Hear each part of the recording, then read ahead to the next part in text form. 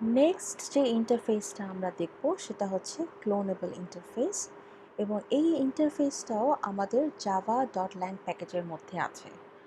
So এই ক্লোনেবল ইন্টারফেসটা এটার একটা স্পেশাল ইন্টারফেস, এর নাম হচ্ছে marker interface. So marker interface কারা? মার্কার ইন্টারফেস হচ্ছে বেসিক্যালি একদমই এমটি ইন্টারফেস। তার মানে ওই ইন্টারফেসের ভিতরে কোনো ডেটা ফিল্ডও নেই, কনস্ট্যান্ট হোক আর যাই হোক, আবার কোনো অ্যাবস্ট্রাক্ট মেথডও নেই। So, a marker interface does not contain constants or methods.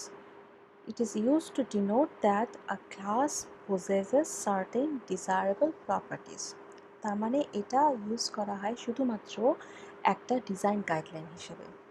So a class that implements the clonable interface is marked clonable, and its objects can be cloned using the clone method defined in the object class. তার মানে object ক্লাসের মধ্যে clone নামে একটা method already আছে with the default implementation. So এরপরে আমি যদি কোনো একটা ক্লাসকে ক্লোনেবল হিসেবে আমি ডিফাইন করি, তার মানে ওই ক্লাসটা ক্লোনেবল ইন্টারফেসকে ইমপ্লিমেন্ট করে, মানে হচ্ছে ওই অবজেক্ট ক্লাসের ক্লোন মেথডটাকে আমরা আসলে ওই আমার পার্টিকুলার ক্লাস থেকে ইউজ করতে পারবো। সো আমরা যদি কোডটা দেখি ক্লোনেবল ইন্টারফেসের, simple public interface cloneable, brace open, brace closed, এটার কোনো বডি নেই, it's a marker interface.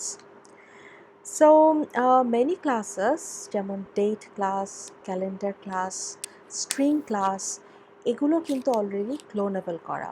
That means the instances of this classes can be cloned. For example, আমরা যদি দেখি যে ক্যালেন্ডার টাইপের একটা অবজেক্ট আমরা বানালাম ক্যালেন্ডার, যেটা হচ্ছে বেসিক্যালি একটা গ্রেগরিয়ান ক্যালেন্ডার। সো আমাদের যদি মনে থাকে আগের এক্সাম্পলের, ক্যালেন্ডার হচ্ছে আমাদের সুপার ক্লাস, গ্রেগরিয়ান ক্যালেন্ডার হচ্ছে আমাদের একটা সাব ক্লাস। কাজেই আমরা ক্যালেন্ডারকে ডিক্লেয়ার টাইপ হিসেবে ইউজ করতে পারি, আর অ্যাকচুয়াল টাইপ হচ্ছে আমাদের Gregorian calendar with 2003 as year, 2 as month and 1 as date. Then আমরা আরেকটা বানালাম ক্যালেন্ডার, ক্যালেন্ডার কপি, সেটা কি জাস্ট ক্যালেন্ডার ডট ক্লোন। দেখো ক্যালেন্ডারকে কিন্তু আমরা ক্লোন করব। সো আমরা যদি ক্লোন মেথডে যাই, ক্লোন মেথডটা কোথায় ছিল? ক্লোন মেথডটা হচ্ছে অবজেক্ট ক্লাসে। তার মানে ক্লোন করার পরে ও যে আমাকে রিটার্ন করবে তার টাইপটা হচ্ছে অবজেক্ট। সো ওই ক্যালেন্ডার ক্লোন করার পরে যখন অবজেক্ট হচ্ছে, তাকে আবার আমার কাস্ট করতে হবে ক্যালেন্ডারে। ক্যালেন্ডারে কাস্ট করার পরেই শুধুমাত্র আমি সেটাকে ক্যালেন্ডার টাইপে রাখতে পারবো। আদারওয়াইজ কী হবে? নর্মালি যদি আমি ক্যালেন্ডার ডট ক্লোন করি, সেটা টাইপ হয়ে যাবে অবজেক্ট, এবং অবজেক্টকে কিন্তু আমি একটা ক্যালেন্ডারের মধ্যে রাখতে পারি না।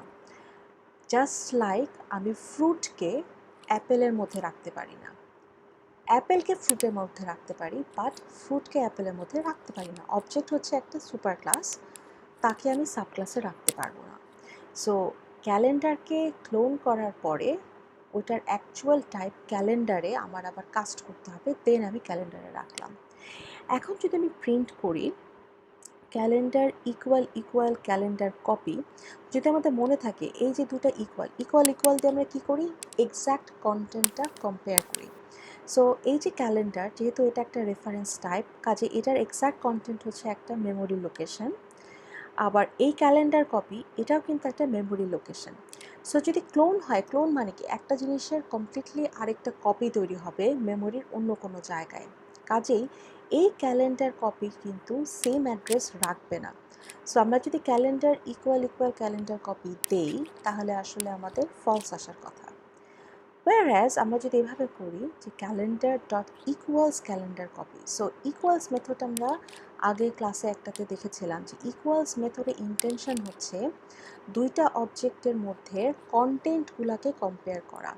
সো যেহেতু আমরা এটাকে ক্লোন করেছিলাম, সো এই যে ক্যালেন্ডার কপি, এর ইয়ার ডেটা ফিল্ডেও কিন্তু 2003, মান্থ ডেটা ফিল্ডেও আছে 2, ডেট ডেটা ফিল্ডেও আছে 1।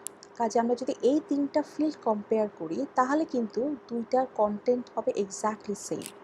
কাজেই calendar dot equals calendar copy এটা রিটার্ন করার কথা আমাদের ট্রু। সো আমরা যদি এটাকে এক্সিকিউট করি তাহলে আমরা দেখব এই যে calendar equal calendar copy is false, but calendar dot equals calendar copy is true. Next ভিডিওতে আমরা দেখব এই ক্লোনেবলটা নিয়ে আমরা যদি আমাদের নিজেদের লেখা কোনো ক্লাসের মধ্যে ইমপ্লিমেন্ট করতে চাই তাহলে কিভাবে করব।